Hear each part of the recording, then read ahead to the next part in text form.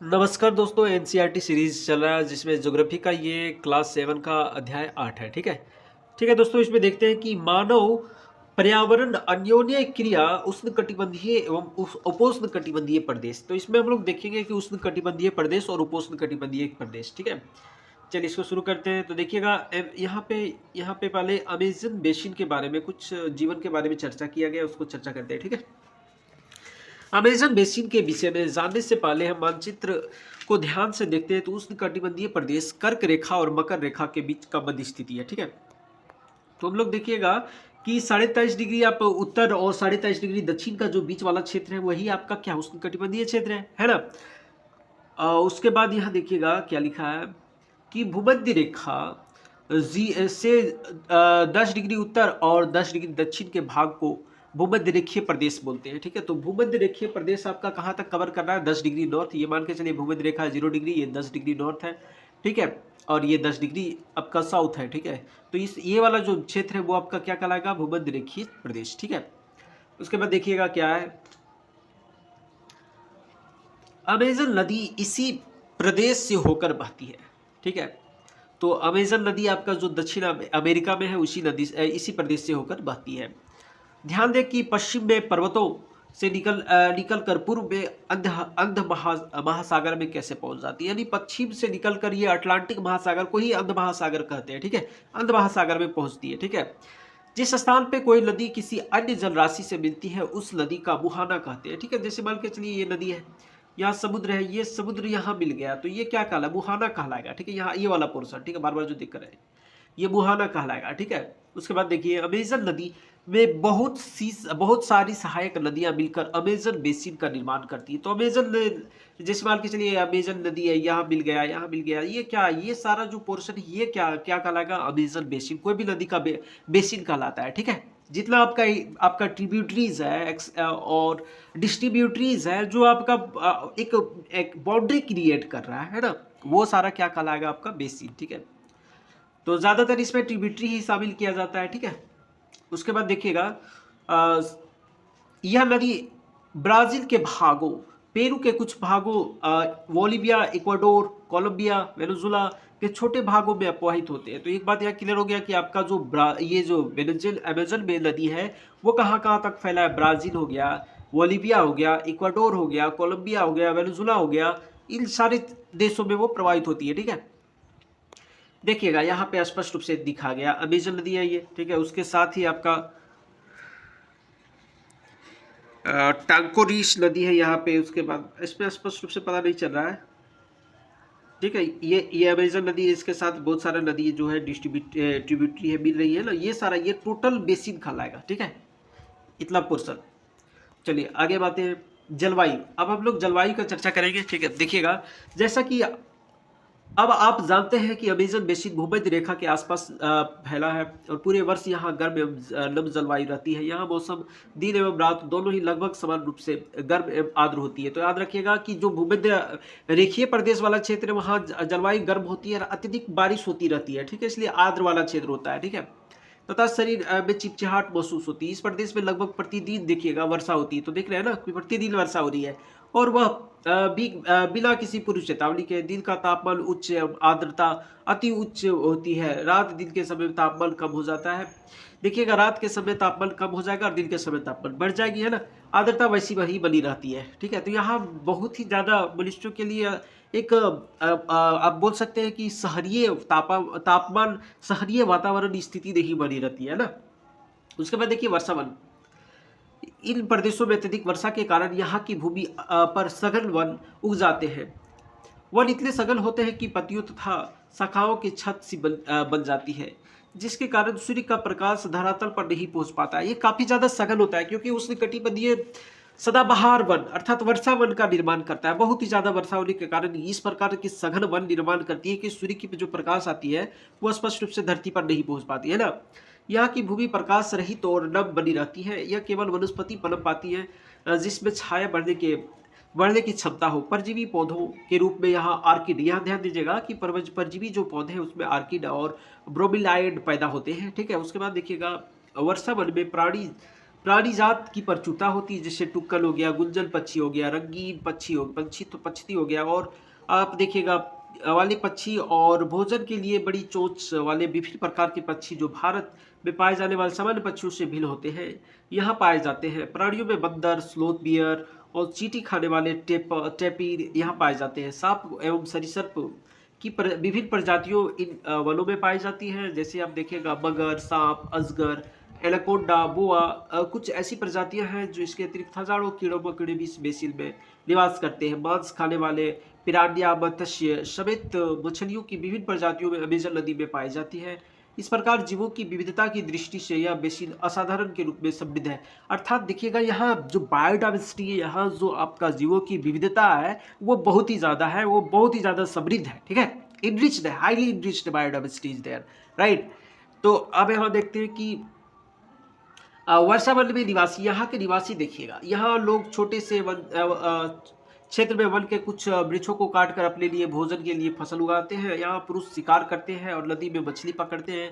ठीक है, जबकि महिलाएं जो होती हैं फसलों पर ध्यान रखती हैं, मुख्यतः टेपियोका, अनानास, शकरकंद उगाते हैं, क्योंकि मछली का शिकार मिलना अनिश्चित होता है। ऐसे में महिलाएं ही अपनी उगाई गई साग सब्जियों से अपने परिवार का भरण पोषण करती हैं। वे कर्तन एवं दहन कृषि पद्धति अर्थात झूम, अर्थात मतलब एक जगह पे कृषि हो गया तो फिर उसको उस जगह को छोड़ के कहीं दूसरा जगह पे चल जाते हैं ना, वहाँ पर कृषि किया जाता है। ठीक है, का प्रयोग करते हैं। इसका मुख्य आहार बेरियोक है। याद रखिएगा जो अमेज़न बेसिन वाला क्षेत्र है वो वहाँ पे जो मनुष्य जो निवास करते हैं वो उसका मुख्य आवास क्या है, बेरियोक है। ठीक है, जिसे कसावा भी कहते हैं। यहाँ आलू की तरह जमीन के अंदर पैदा होता है। ये चींटियों की रानी एवं अंडकोष भी खाते हैं। यहाँ काफ़ी, मक्का, कोको जैसी नकदी फसल भी उगाई जाती है। ठीक है, उसके बाद देखिएगा वर्षावन अत्यधिक मात्रा में घरों के लिए लकड़ी प्रदान करते हैं। कुछ परिवार मधुमक्खी के छत्ते के आकार वाले छप्पर के घरों में रहते हैं, जबकि कुछ लोग मलोक्का कहे जाने वाले अपार्टमेंट जैसे घरों में रहते हैं, जिसकी छत तीव्र ढलान होती है ताकि वर्षा जितना भी आए ढल के बाहर चल जाए ना। अमेज़न बेसिन के लोगों के जीवन धीरे धीरे बदल रहा है।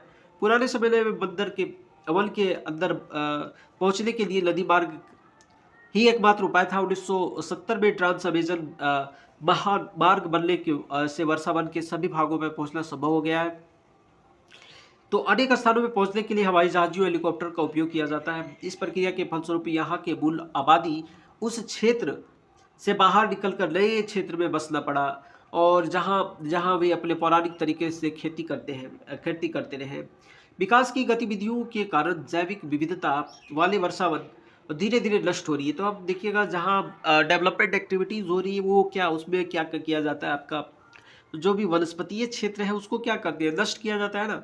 अनुमान है कि वर्षावन अमेज़न बेसिन के वर्षावन का बड़ा भाग लुप्त हो जा रहा है। आप देख सकते हैं, देखिए कि किस प्रकार लुप्त हो जा रहा है। ये देखिएगा यहाँ ये वाला फिगर देखिएगा, और यहाँ ध्यान रखिएगा कि यहाँ जो मिट्टी है अत्यधिक बहाव के कारण, वर्षा के कारण बह जाती है और बंजर भूमि का निर्माण हो रहा है। देखिएगा कितनी सघनती है, धीरे धीरे सघनता कम होती जा रही है ना। अब चलिए हम लोग आते हैं गंगा ब्रह्मपुत्र बेसिन में जीवन। देखते हैं गंगा ब्रह्मपुत्र नदी के द्वारा जो बनाया गया है बेसिन क्षेत्र, काफी विस्तृत क्षेत्र है। उत्तरी मैदान कहा जाता है ना, भारत का उत्तरी मैदान सबसे ज़्यादा सघन क्षेत्र जहाँ पे कृषि का उच्चतर स्तर है, इसलिए मानव बस्तियाँ भी काफ़ी ज़्यादा बड़े पैमाने पर बसा है ना। तो यहाँ पे देखिएगा कि गंगा तथा ब्रह्मपुत्र की सहायक नदियों मिलकर भारतीय उपमहाद्वीप में गंगा ब्रह्मपुत्र बेसिन का निर्माण करती है। यह बेसिन उपोष्ण 10 डिग्री उत्तर और 30 डिग्री उत्तर के अक्षांश के मध्य स्थित है। तो याद रखिएगा, और जैसे मान के चलिए यहाँ पे हम लोग देख चुके हैं कि उष्णकटिबंधीय वाला क्षेत्र के ऊपर वाला भाग को ही उपोष्ण कटिबंधीय क्षेत्र कहते हैं। ठीक है, तो ये उपोष्ण कटिबंधीय क्षेत्र में भी बह रहा है, जैसे 10 डिग्री से 30 डिग्री उत्तर की अक्षांश के मध्य स्थित है। ठीक है, तो कुछ उपोष्ण वाला पोर्शन भी इसमें कवर हो जा रहा है ना। तो इसमें देखिएगा घाघरा, सोन, चंबल, गंडक, कोसी गंगा की सहायक नदियां हैं। ब्रह्मपुत्र की सहायक नदियां इसमें अपायित होती हैं। एटलस के ब्रह्मपुत्र की सहायक नदियों के नाम जैसे आप देखिएगा लोहित हो गया, दिहांग हो गया, दिबांग हो गया, ठीक है, सुबनसिरी हो गया। ठीक है, और ये सारा, उसके बाद तीस्ता नदी जो सिक्किम वाला क्षेत्र से भी मिल जाती है। तो दिहांग, दिबांग, लोहित, सुबनसिरी, ठीक है, और बहुत सारी नदियाँ जो ब्रह्मपुत्र नदी की सहायक नदियाँ हैं। ठीक है, अब हम लोग आते हैं कि गंगा ब्रह्मपुत्र मैदान पर्वत एवं हिमालय की गिरिपाद सुंदरवन डेल्टा। तो देखिएगा ये वाला क्षेत्र, यहाँ पे देखिएगा कितना बड़ा बेसिन फैला हुआ गंगा का। ये सहायक नदी चंबल वाला क्षेत्र है, जैसे चंबल सीध केन बेतवा, चंबल सीध केन बेतवा, उसके बाद सोन नदी हो जाएगा ना, चंबल सिंह के बेटा कोट, इसी से याद किया जाता है, ठीक है, चंबल सीध बेतवा केन, ठीक है।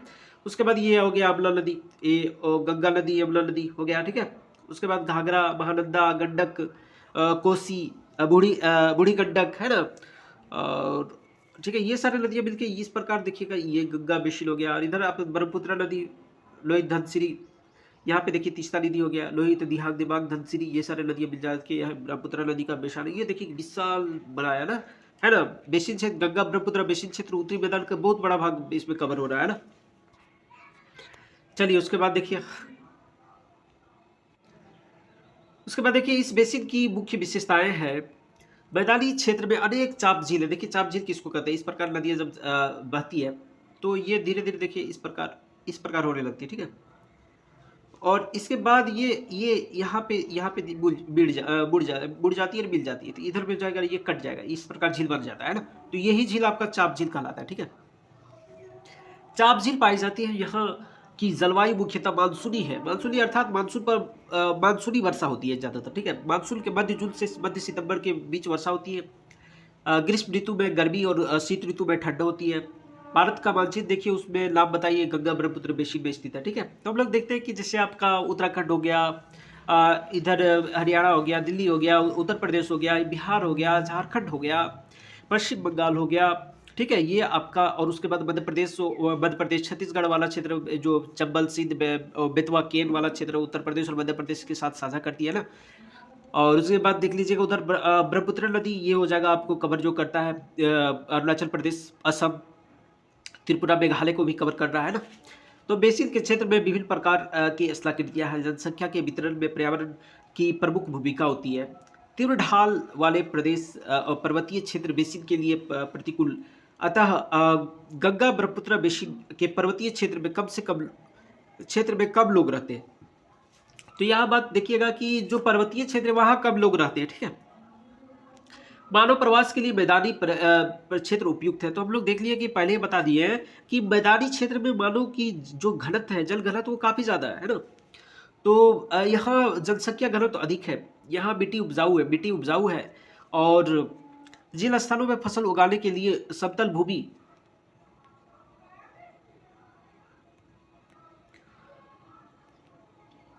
देखिएगा, समतल भूमि उपलब्ध है, वहाँ मुख्य व्यवसाय कृषि है। तो समतल भूमि जहाँ उपलब्ध है वहाँ कृषि होगा ही होगा। धान यहाँ की मुख्य फसल है। चूंकि धान की खेती के लिए पर्याप्त जल की आवश्यकता होती है, यह उसी क्षेत्र में उगाया जाता है जहाँ वर्षा अधिक होती है। यहाँ उगाई जाने वाली अन्य जैसे फसलें हो गया, गेहूँ, ज्वार, मक्का, चना, बाजरा, है ना, और गन्ना, जूट जैसी नकदी फसल भी उगाई जाती है।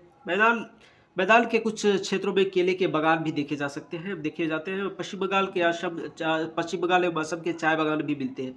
बिहार, असम के कुछ भागों में सिल्क के कीड़ों के संवर्धन के लिए सिल्क का उत्पादन होता है। मंद ढाल पर्वतीय पहाड़ों पर वेदिका की फसलें उगाई जाती है, ठीक है। वेदिकाओं एक प्रकार का कृषि का तकनीक है, ठीक है। तो इसकी चर्चा हम आगे करेंगे, वेदिका जो कृषि होती है, ठीक है। उसके बाद चलिए, विभिन्न भू आकृतिक के अनुसार वनस्पति में भी भिन्नता पाई जाती है। गंगा ब्रह्मपुत्र के मैदान में सागवन, देखिए ध्यान दीजिएगा वनस्पति में क्या क्या मिल रहा है, ठीक है। सागवन हो गया, साखू हो गया, पीपल के साथ उष्णकटिबंधीय पर्णपाती पेड़ भी पाए जाते हैं।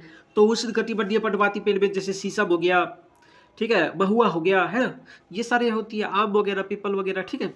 ब्रह्मपुत्र मैदानी के घने बांस में झिरमुट पाए जाते हैं। डेल्टा के क्षेत्र में मैंग्रोव वन, तो मैंग्रोव डेल्टाई क्षेत्र में मैंग्रोव वन पाए जाते हैं, जहाँ दलदल भूमि, मार्स लैंड पाए जाते हैं, दलदल भूमि, है ना। उत्तराखंड से सिक्किम और अरुणाचल प्रदेश के ठंडी जलवायु में तीव्र ढाल वाले भागों में चीड़ की जब हम वनस्पति के प्रकार बता रहे थे, तो उसमें हम बताया था कि जैसे आप शीतोष्ण, उष्णकटिबंधीय, उपोष्णकटिबंधीय, शीतोष्णकटिबंधीय, उसके बाद टैगा, टुंड्रा, अल्पाइन वाले क्षेत्र में जैसे जैसे बढ़ते हैं, उस प्रकार का जो वनस्पति में भिन्नता पाई जाती है वो पाई जाती है, ठीक है। जैसे धीरे धीरे एक शंकुआकार पौधे पाए जाते हैं, उसी में आपको देवदार और चीड़ के बारे में बताए थे, ठीक है। शंकुधारी पेड़ पाए जाते हैं, ठीक है। चलिए आगे आते हैं। इसमें देखिएगा बेसिन में विविध प्रकार के वन्य जीव पाए जाते हैं जिसमें हाथी, बाघ, हिरन, बंदर। तो यहाँ भी national park, wildlife sanctuary इन क्षेत्रों में पाया जाता है, जहाँ पर इन सेटू और एक्सेटू माध्यम से कंजर्वेशन होती है ना। तो देखिएगा, सामान्य रूप से पाए जाने वाले जीव जैसे एक सींग वाला गैंडा, आप तो काजीरंगा नेशनल पार्क में स्पष्ट रूप से देख सकते हैं, वह वहाँ काफी बृहद पैमाने पे एक सींग वाला गैंडा पाई जाती है ना। ब्रह्मपुत्र के मैदान में पाया जाता है। डेल्टा के क्षेत्र में आपका Bengal tiger, royal Bengal tiger आपका वहाँ सुंदरबन डेल्टा वाले क्षेत्र में मिल जाता है ना। उसके बाद घड़ियाल पाए जाते हैं। नदी के साफ जल, झील एवं बंगाल की खाड़ी में प्रचुर मात्रा में जलीय जीव पाए जाते हैं। तो ऐसा नहीं कि केवल साफ झील, गंदगी झील वाले क्षेत्र में भी आपको कुछ कुछ मतलब पानी की निम्न क्वालिटी वाले क्षेत्र में भी विभिन्न प्रकार के, लेकिन जहाँ स्वच्छ पानी ज्यादा पाया जाता है वहां पर विविधता ज्यादातर ज्यादा होती है। ठीक है, ये याद रखिएगा ये बात को। जैसे रेहू, कतला, देखिएगा कतला एवं हिल्सा मछलियों की सबसे लोकप्रिय प्रजाति है। मछली एवं चावल इसके लिए रहने वाले लोगों का मुख्य आहार है। इसलिए हम लोग देखते हैं बंगाल के जो लोग हैं वो ज्यादातर मछली और चावल खाते हैं। क्यों? क्योंकि वहाँ का जो वातावरण है, वहाँ का जो डेवलपमेंट है, क्योंकि जंगल, हम बता दिए कि मार्शलैंड है और ज़्यादातर यहाँ मछली आसानी से उपलब्ध हो जाती है और खाद्य फसल के रूप में चावल भी आसानी से उपलब्ध हो जाती है। ठीक है, इसलिए। उसके बाद देखिए, गंगा ब्रह्मपुत्र के मैदान में कई बड़े शहर कस्बे स्थित हैं, जैसे इलाहाबाद, कानपुर, वाराणसी, लखनऊ, पटना, कोलकाता। 10 लाख से अधिक आबादी वाले तो एक बात याद रखिएगा, जैसे वाराणसी, जैसे इलाहाबाद हो गया, कानपुर का, वाराणसी, लखनऊ, पटना, कोलकाता, तो 10 लाख से अधिक आबादी वाले शहर गंगा नदी के तट पर स्थित है। इन शहरों में यहाँ स्थित उद्योगों का गंदा पानी बहकर नदियों में बह जाती है, जिससे नदी प्रदूषित होती है। ठीक है, तो नदी प्रदूषित होती है। बेसिन यातायात का सुविकसित तंत्र विकसित उपस्थित है। आप देख सकते हैं कि गंगा ब्रह्मपुत्र बेसिन में यातायात के चारों ओर मार्ग सुविकसित है। अब उसके बाद देखिएगा, मैदानी इलाकों में लोग सड़क मार्ग, रेल मार्ग द्वारा एक स्थान से दूसरे स्थान पर जाते हैं। नदी के तटीय मार्गों में जलमार्ग का यातायात का प्रभावशाली माध्यम होता है। कलकत्ता हुगली नदी पर महत्वपूर्ण पतन है। ठीक है, और मैदानी क्षेत्र में कई बड़े बड़े हवाई पट्टन भी स्थित है। ठीक है, उसके बाद देखिएगा कि पर्यटन इस बेसिन की एक महत्वपूर्ण क्रिया है। आगरा के यमुना के किनारे ताजमहल हो गया। इलाहाबाद में गंगा यमुना नदी का संगम है। ठीक है, तो इलाहाबाद का नाम तो क्या हो गया? प्रयागराज। प्रयागराज में ही तो अभी महाकुंभ चल रहा है ना। तो देख लेते हैं कि गंगा यमुना का जो संगम है प्रयागराज वाला क्षेत्र में। ठीक है, तो उत्तर प्रदेश एवं बिहार के बौद्ध स्तूप है। लखनऊ का इमाम बाड़ा है, तो इमाम बाड़ा हो गया। और असम का काजीरंगा मानस नेशनल वाइल्ड लाइफ सेंचुरी हो गया। और अरुणाचल प्रदेश के विशिष्ट जनजाति संस्कृति दर्शनीय इलाके। तो हम लोग देख लेते हैं कि गंगा ब्रह्मपुत्र क्षेत्र में कि एक टूरिज्म का बहुत बढ़िया स्कोप है ना। इधर आप काजीरंगा नेशनल पार्क हो गया, मानस नेशनल पार्क हो गया, लखनऊ का इमाम बाड़ा हो गया, बिहार का बौद्ध स्तूप हो गया, उत्तर प्रदेश और बिहार में स्तूप भी है बहुत ज़्यादा। उसके बाद ताजमहल हो गया, और आपका प्रयागराज में जो संगम है गंगा यमुना और सरस्वती जी का, वो प्रयागराज हो गया। तो इस प्रकार हम लोग देख लेते हैं कि गंगा ब्रह्मपुत्र बेसिन में किस प्रकार टूरिज्म का बहुत ही ज़्यादा स्कोप है। इसलिए डेवलपमेंट बहुत ज़्यादा है, यहाँ पे घनत्व ज़्यादा है ना। और अब हम लोग ये भी देख लिए कि सड़क मार्ग भी ज़्यादा है ना। चलिए ठीक है दोस्तों, अभी एक यह चैप्टर खत्म हो गया। तब तक के लिए जरूर से जरूर सब्सक्राइब करें, कमेंट करें, लाइक करें और शेयर जरूर करें। जय हिंद, जय भारत। मिलते हैं नेक्स्ट वीडियो में।